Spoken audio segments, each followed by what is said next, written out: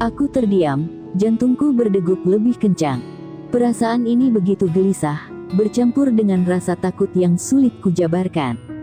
Aku khawatir, kalau tiba-tiba saja suamiku menoleh ke belakang dan menyadari apa yang terjadi di antara aku dan adik iparnya. Di depanku, suamiku duduk bersila di atas matras, matanya tak lepas dari layar televisi yang menayangkan pertandingan sepak bola tim kesayangannya.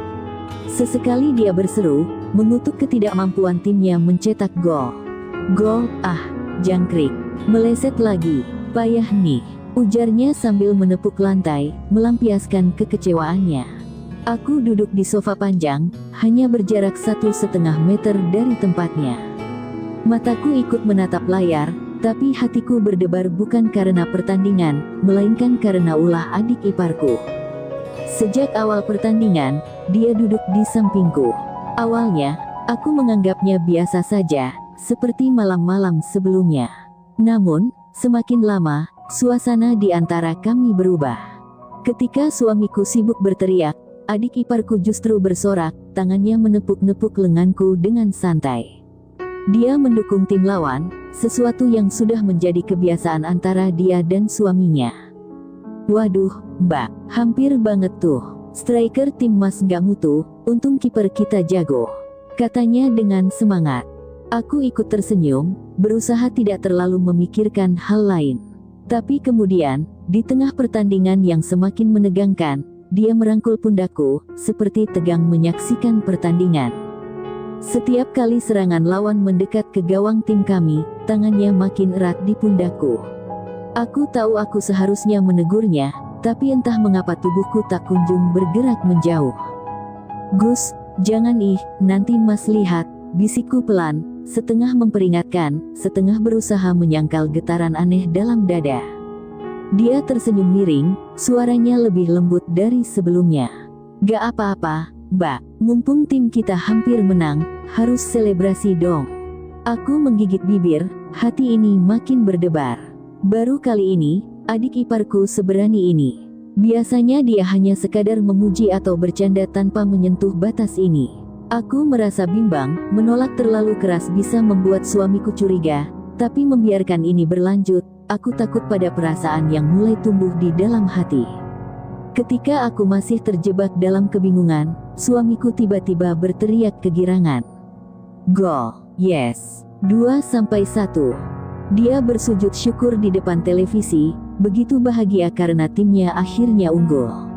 Di saat bersamaan, adik iparku mendesah kecewa, lalu mendekatkan wajahnya padaku sambil berbisik, "Wah, kalah kita, Mbak." Aku bisa merasakan napasnya di dekat kulitku, dan jantungku makin tak karuan. Aku segera beringsut menjauh, mencoba meredakan getaran di dada ini. Tapi sebelum aku bisa benar-benar melepaskan diri dari situasi ini, suamiku tiba-tiba berseru, "Dek, karena kamu kalah, buatkan aku es teh sama cemilan, ya." Aku mengangguk, bangkit dari sofa menuju dapur. Tapi tanpa kuduga, adik iparku ikut beranjak, berjalan di belakangku. Di dapur, suasana menjadi lebih sunyi. Aku sibuk menuangkan es teh ke dalam gelas, mencoba mengabaikan kehadirannya yang terasa begitu dekat. Namun, dia justru bersandar di konter dapur, menatapku dalam-dalam. "Mbak kelihatan cantik banget malam ini," katanya pelan, nadanya lebih dalam dari biasanya. Aku menggigit bibir, mencoba mengabaikan debaran aneh yang menjalar dalam dada. "Gus, jangan mulai lagi," bisikku lemah. Dia tersenyum, lalu mendekat sedikit. "Aku serius, Mbak. Sejak tinggal di sini, aku nggak bisa nggak memperhatikan Mbak." Tanganku yang memegang sendok bergetar. Aku tahu ini salah. Aku tahu ini harus dihentikan. Tapi entah kenapa, aku tak bisa bergerak menjauh. Setahun lalu, kehidupanku masih biasa saja. Aku, seorang istri berusia 32 tahun, menjalani pernikahan yang bahagia dengan suamiku, yang kini berusia 38 tahun. 6 tahun menikah tanpa anak, membuat kami terbiasa hanya berdua. Suamiku bekerja sebagai pegawai di perusahaan listrik negara, kadang harus dinas ke luar kota selama beberapa hari. Namun, segalanya berubah sejak adik iparnya, Gus, datang dan tinggal bersama kami. Dia baru lulus SMA, sempat menganggur setahun sebelum akhirnya kuliah di kota kami. Suamiku, yang begitu menyayanginya, menawarkan tempat tinggal agar lebih mudah bagi Gus menjalani perkuliahan. Awalnya, aku menganggapnya sebagai adik ipar yang baik, sopan, dan menghormati aku sebagai istri kakaknya. Tapi lama-kelamaan, mungkin karena seringnya kami ditinggal berdua di rumah, suasana di antara kami mulai berubah. Aku menyadari tatapan Gus yang semakin lama semakin berbeda. Dia sering memperhatikanku, memujiku lebih dari yang seharusnya. Awalnya aku menganggap itu hanya bercanda, tapi kini aku tak bisa mengelak bahwa ada sesuatu yang mulai tumbuh di antara kami. Dan malam itu, di dapur, ketika hanya ada aku dan dia, aku menyadari bahwa aku sudah terlalu jauh terbawa arus. Gus, kita nggak boleh begini, bisikku, suaraku bergetar. Dia menatapku, matanya menyiratkan sesuatu yang lebih dalam dari sekadar kekaguman. Aku tahu, Mbak, tapi aku nggak bisa menahannya lagi. Aku menutup mata, berusaha mengendalikan debaran dalam dada. Tapi yang ku tahu, batas di antara kami sudah semakin kabur, dan aku takut, kami akan melewati batas yang seharusnya tak boleh kami sentuh. Mbak selalu terlihat cantik, bahkan saat sedang melakukan hal sederhana seperti ini, bisiknya, suaranya lembut namun penuh makna. Aku menahan napas, jantungku berdegup lebih cepat. Agus, jangan begitu, ucapku pelan, mencoba menegurnya namun tanpa keberanian untuk menjauh. Dia tersenyum, matanya menatapku penuh ketulusan. Aku nggak bisa menahan perasaan ini, Mbak. Setiap hari melihat Mbak, aku semakin yakin kalau, katanya, menggantung kalimatnya seakan menunggu reaksiku. Aku menunduk, berusaha mengendalikan perasaan yang mulai bergejolak. Jangan, Gus, kita nggak seharusnya begini, ucapku, meski suaraku terdengar lebih seperti permohonan yang lemah. Tapi dia justru semakin mendekat, menatapku seolah ingin membaca hatiku yang goyah. Aku cuma ingin Mbak tahu, kalau aku selalu mengagumi Mbak, ucapnya, suaranya begitu dalam dan jujur. Aku menarik napas panjang, mencoba menenangkan diri. Agus, ini salah, ucapku, meski tanpa keberanian untuk menghindarinya. Dia hanya tersenyum kecil, lalu mundur perlahan, memberi ruang bagiku untuk kembali fokus pada tugas awal, membuat es teh untuk suamiku. Aku menyelesaikannya dengan tangan sedikit gemetar, lalu membawa nampan berisi es teh dan cemilan kembali ke ruang keluarga. Sesampainya di sana, aku menyerahkan minuman pada suamiku yang masih asyik menonton pertandingan.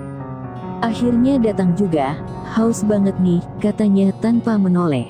Aku hanya tersenyum tipis dan duduk di sofa, berusaha mengalihkan pikiranku kembali ke pertandingan bola yang masih berlangsung. Sementara di sudut mataku, Agus pun duduk kembali di sampingku, membawa serta kehangatan yang sulit aku abaikan.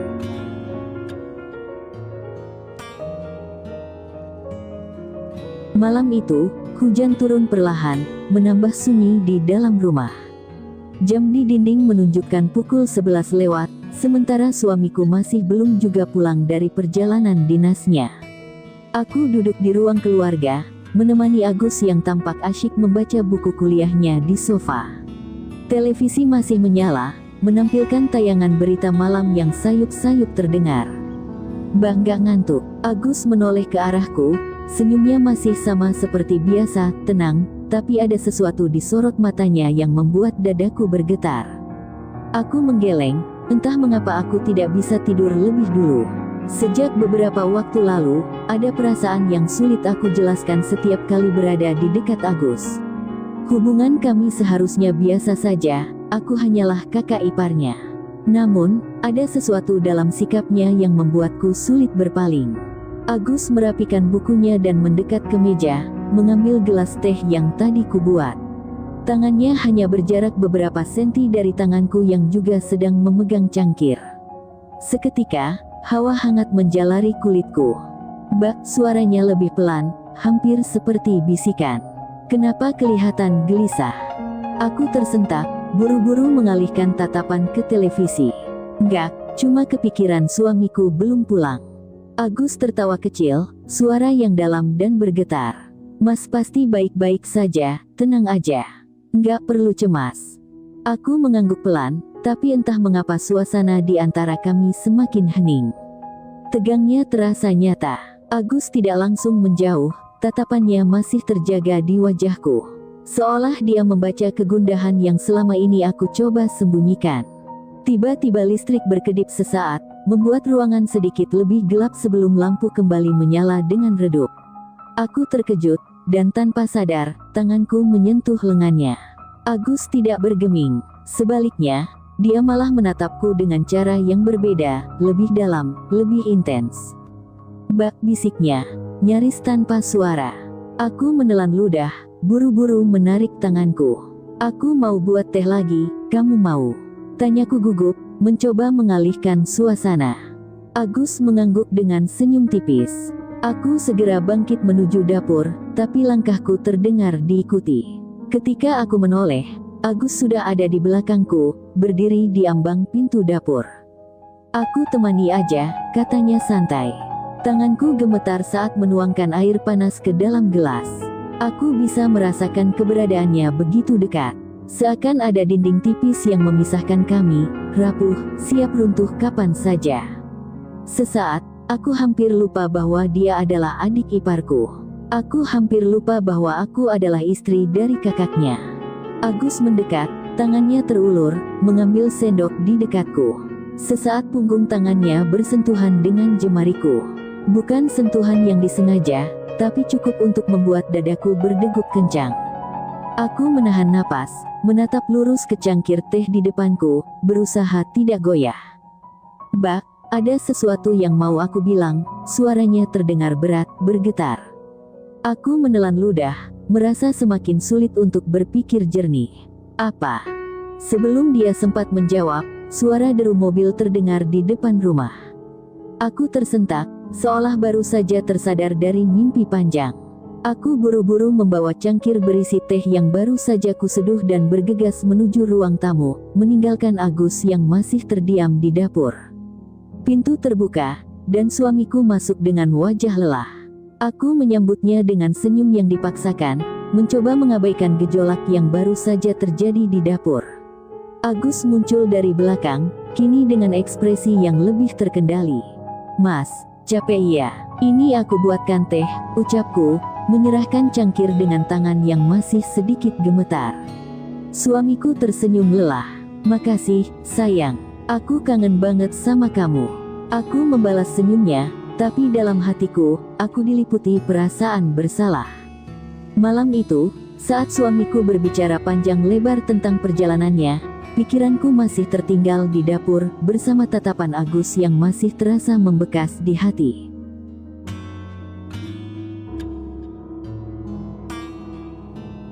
Pagi itu, setelah suamiku berangkat kerja, aku tetap di dapur menyiapkan sarapan. Aroma tumisan bawang bercampur dengan wangi kopi yang masih mengepul di meja. Aku mencoba mengalihkan pikiranku dari kejadian semalam, namun hatiku masih diliputi kegelisahan. Tak lama kemudian, Agus keluar dari kamarnya.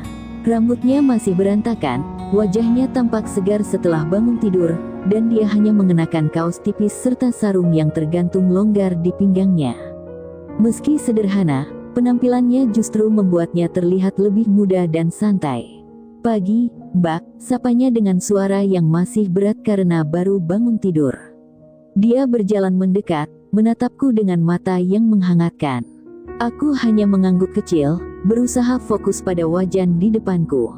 Namun, kehadirannya di dekatku membuat suasana di dapur menjadi berbeda. Dia menyandarkan tubuhnya ke meja dapur, tersenyum dengan cara yang membuat jantungku berdegup lebih cepat. "Mbak selalu kelihatan cantik, bahkan kalau cuma masak begini," ucapnya pelan, seolah kata-kata itu sekadar gumaman biasa.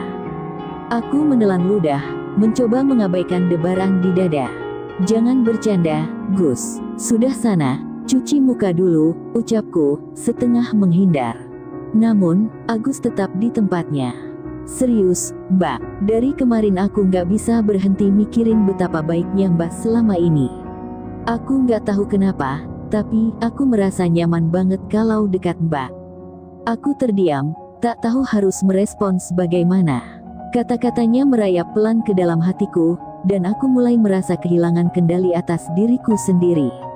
Tanganku melemah saat mengaduk masakan, dan dalam hitungan detik, semuanya terasa kabur. Aku seharusnya mundur, seharusnya mengakhiri ini sebelum terlambat. Namun, pagi itu, dalam keheningan yang hanya diisi suara gemericik minyak dan detak jantungku yang menggila, batasan yang selama ini ku tegakkan runtuh. Waktu berjalan tanpa kami sadari, sampai akhirnya aku tersadar dan menjauh. Napasku memburu, sementara Agus menatapku dengan ekspresi campuran antara kehangatan dan kebingungan. Kami berdua terdiam cukup lama sebelum akhirnya aku berkata, "Gus, ini salah. Kita nggak boleh begini." Agus menunduk, mengusap wajahnya dengan satu tangan. "Iya, Mbak, aku juga tahu. Tapi aku nggak bisa bohong kalau aku sayang sama Mbak." Hatiku mencelos mendengar kata-kata itu. Aku ingin menyangkalnya, tapi bagaimana bisa?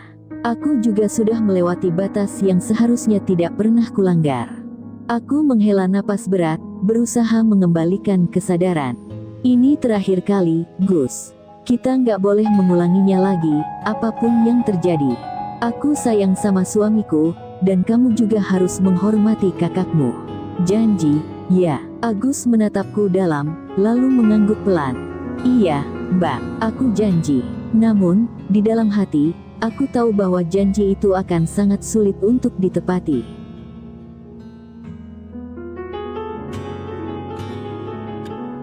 Seminggu setelah kejadian itu, semuanya kembali seperti biasa.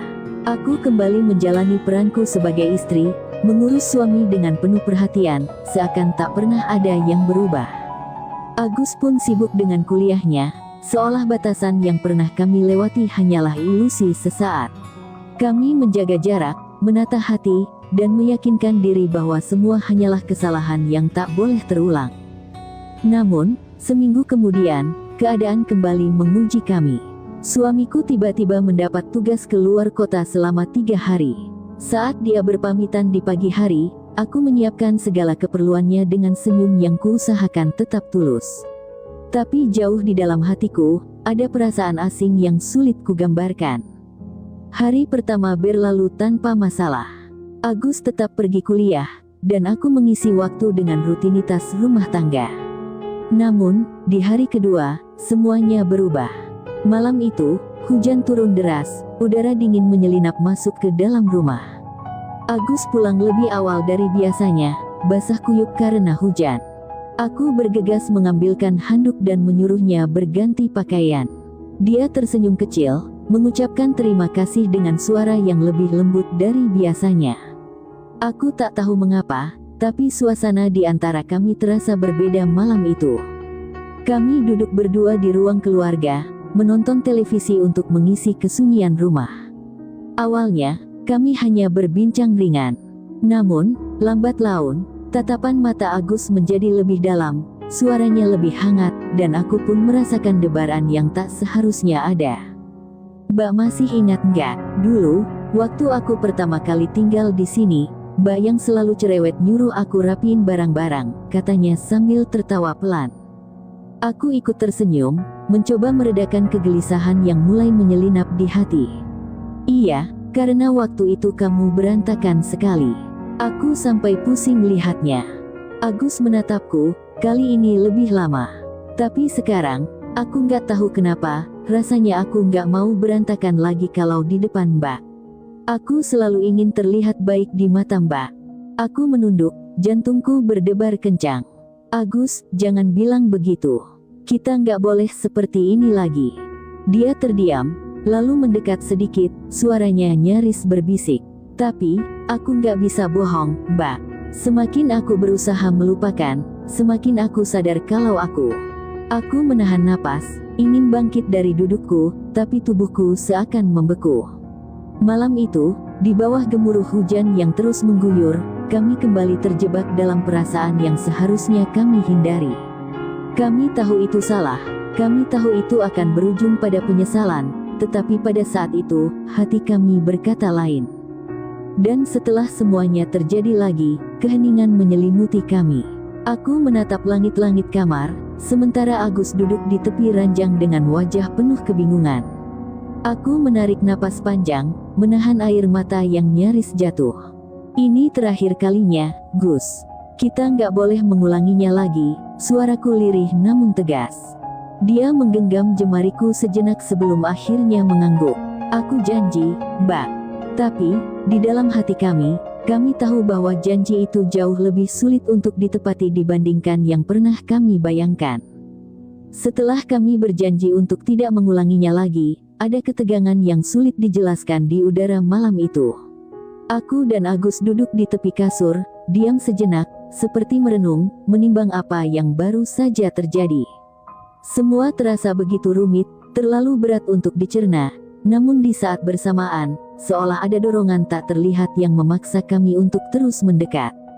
Aku nggak tahu harus bagaimana. Suara Agus terdengar lebih rendah dari biasanya, seolah dirinya sendiri kebingungan dengan apa yang terjadi. Aku mengangguk, mataku bertemu dengan matanya, dan untuk sekejap, waktu seperti terhenti. Perasaan campur aduk, ada penyesalan yang begitu mendalam, tapi di sisi lain, perasaan itu sulit untuk dipahami. Aku ingin menjauh, tapi ada bagian dari diriku yang seolah ingin tetap berada di dekatnya, menyelesaikan keraguan yang mengganjal. Kita nggak bisa terus begini, Agus, kataku, mencoba meyakinkan diri sendiri. Namun, seiring waktu berjalan, kata-kataku seakan hanya bergema di dalam hati. Sebuah kedekatan yang tak terelakkan terjadi di antara kami berdua, meski kami tahu itu salah. Aku merasa tubuhku kaku, tapi hatiku berdebar begitu kencang, seperti ada dorongan yang sulit untuk dilawan. Tanpa sadar, kami semakin dekat, hingga jarak antara kami semakin tipis, dan dalam sekejap, aku merasa diri ini terbawa oleh perasaan yang seolah tidak bisa dihentikan. Kami saling menatap, dan tanpa kata, semuanya berubah menjadi begitu intim. Namun, meskipun perasaan itu begitu kuat, aku tahu bahwa apa yang sedang terjadi ini adalah sebuah pelanggaran yang harus kami hadapi suatu saat nanti. Akhirnya, tanpa sadar, kami tertidur. Aku terlelap di sampingnya, perasaan campur aduk itu terbenam dalam mimpi-mimpi yang tak bisa kujelaskan. Aku terbangun keesokan harinya, dengan hati yang penuh penyesalan dan kebingungannya sendiri. Aku tahu kami harus bertanggung jawab atas apa yang telah terjadi, tetapi saat itu, perasaan itu masih membayangi setiap sudut pikiranku. Kami sadar, ini bukanlah jalan yang tepat, dan meskipun kami saling berjanji untuk tidak mengulanginya, aku tahu bahwa kami harus menghadapi kenyataan yang akan datang.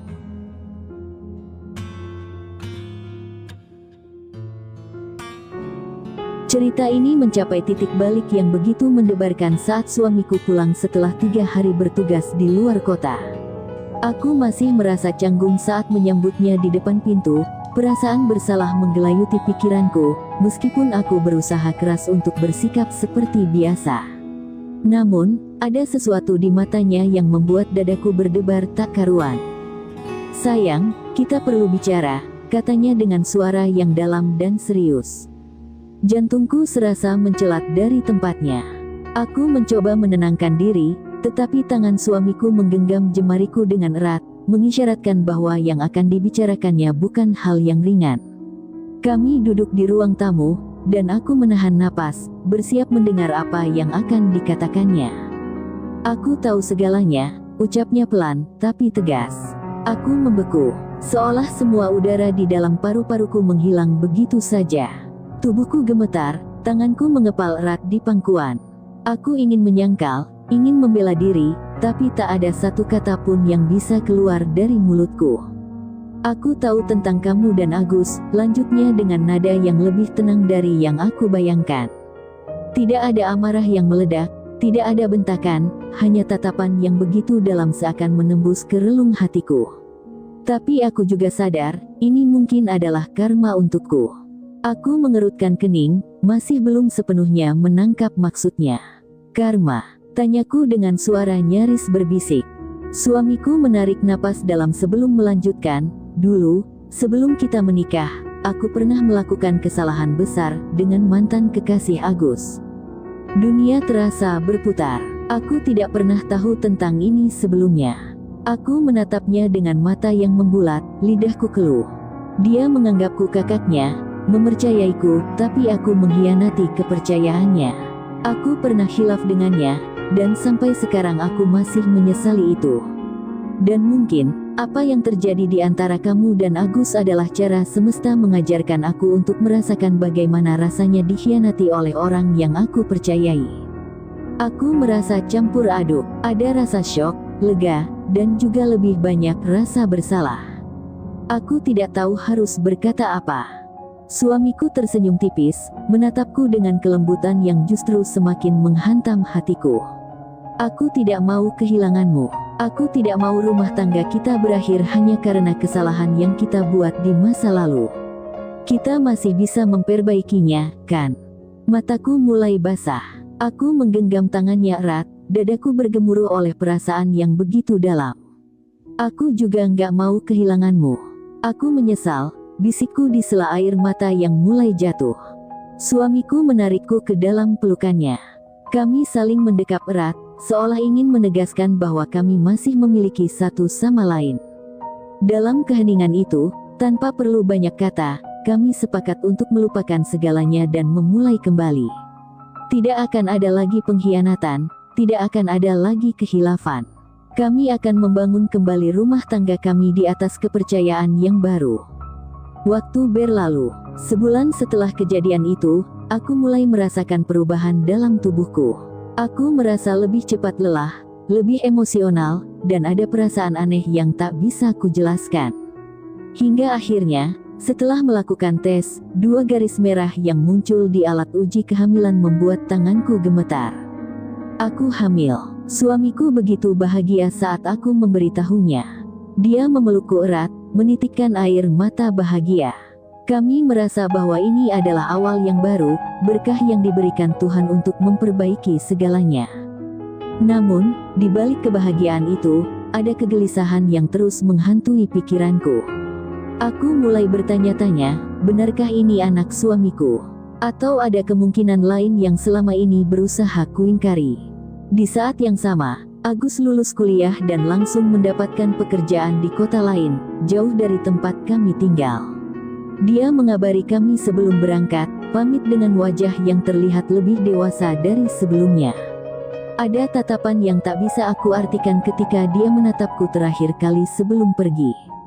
Dan kini, aku dihadapkan pada dilema yang harus aku tanggung sendiri. Aku ingin melupakan segalanya dan bahagia dengan suamiku, tapi bagaimana jika suatu hari, kebenaran yang aku takutkan terungkap? Aku tahu, apa yang terjadi di masa lalu mungkin adalah kesalahan. Sebuah kesalahan yang begitu indah, begitu menggoda, namun tetaplah sebuah kesalahan. Aku dan Agus telah melangkahi batas yang seharusnya tidak pernah kami lewati. Ada penyesalan yang menyesakkan dada, ada rasa bersalah yang terus mengintai dalam setiap helaan napas. Namun, tidak ada gunanya terus tenggelam dalam masa lalu. Aku telah memilih, dan aku akan bertanggung jawab atas pilihanku. Kini, aku berdiri di depan cermin, menatap pantulan diriku sendiri. Tanganku perlahan mengusap perutku yang masih rata, tetapi aku tahu di dalamnya, ada kehidupan yang sedang tumbuh. Kehidupan yang akan mengubah segalanya. Kehidupan yang akan mengisi kesepian dalam rumah tanggaku bersama suamiku setelah 6 tahun kami menunggu. Aku tidak akan bertanya-tanya lagi tentang asalnya. Aku tidak akan membiarkan masa lalu mencuri kebahagiaan yang seharusnya menjadi milik kami. Bagaimanapun, anak ini adalah anugerah, sebuah kesempatan kedua untuk memperbaiki segalanya, untuk kembali menata rumah tangga kami dengan cinta dan kejujuran yang lebih tulus. Aku akan menatap masa depan, bukan dengan ketakutan, bukan dengan penyesalan, tapi dengan harapan dan tekad untuk menjadi istri yang lebih baik, menjadi ibu yang penuh kasih. Karena pada akhirnya, bukan tentang siapa yang datang dan pergi dalam hidupku, tetapi tentang bagaimana aku memilih untuk melanjutkan langkahku. Dan aku memilih untuk melangkah ke depan.